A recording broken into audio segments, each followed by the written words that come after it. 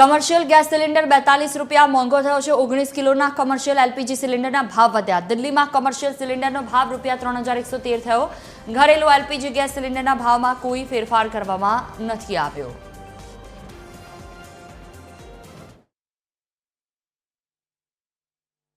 મોંઘવારીનો મારનો વધુ એક ઝટકો સામાન્ય વર્ગને આવ્યો છે। કોમર્શિયલ ગેસના જે બાટલા છે તેમાં ફરી ભાવ વધારો થયો છે, જેને લીધે જે નાના વેપારીઓ છે, ચાના વેપારી કે છે કે ફૂડ સ્ટોલના વેપારીઓ છે, તેને મુશ્કેલીનો સામનો કરવો પડી રહ્યો છે। આપણી સાથે એક બેન છે જે ચાનો સ્ટોલ ચલાવે છે, તેમની સાથે જ વાત કરવાનો પ્રયાસ કરીશું। શું નામ બેન આપનું? મીનાક્ષી। બેન, ગેસના બાટલાના ફરી ભાવ વધ્યા, બીજી વસ્તુના પણ ભાવ વધે છે, શું કહેશો?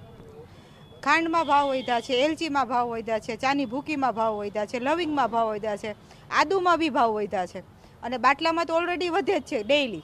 એટલે આમાં હવે કેમ અમારા ધંધો કરવો? નાના માણસોને મુશ્કેલી પડે બહુ જ અને કસ્ટમરમાં અમારે ઘણું ફેર પડી ગયો છે। એક તો ઉનાળાનો ટાઈમ, માણસો ચા ઓછી પીએ ઉનાળામાં, એમાં આમાં કેમ ધંધો કરવો? પરિવારને ગુજરાન ચલાવવાનું મુશ્કેલ પડતું છે, નોકરીઓ સ્ટાફ પણ હતો, એને લઈને શું કહેશો? બધાને એટલી મુશ્કેલી પડે। જે લોકો હાફ ચા પીતા હતા એમાંથી 1/2 કરવા માંડ્યા છે, એટલે એમાં એ લોકોની તકલીફ પડે છે, એટલે અમારા ધંધામાં માર પડે। કે અત્યારે ચાનો શું ભાવ છે ને આ સતત ભાવ વધારે લીધે તમને કેટલી મુશ્કેલી પડે? અમને ઘણી મુશ્કેલી પડે। અત્યારે અમે 30 રૂપિયાની આખી ચા અને 15 રૂપિયાની અડધી ચા આપીએ છીએ, પણ અડધીમાંથી ને અડધી પીવે છે માણસો। એટલે તમારો જે ધંધો છે એને મુશ્કેલી પડે છે, તમારો સ્ટાફ છે એને પગાર દેવા, ખર્ચા કાઢવા મુશ્કેલી પડે છે? બહુ જ મુશ્કેલી પડે છે। આ મહિને અમને બહુ જ વસમું પડી ગયું છે। મુશ્કેલી તો પડે જ ને બધી વસ્તુમાં, કસ્ટમર ઓછા થઈ જાય, ધંધો ઓછો થઈ જાય અમારે, એટલે મુશ્કેલી તો પડે છે।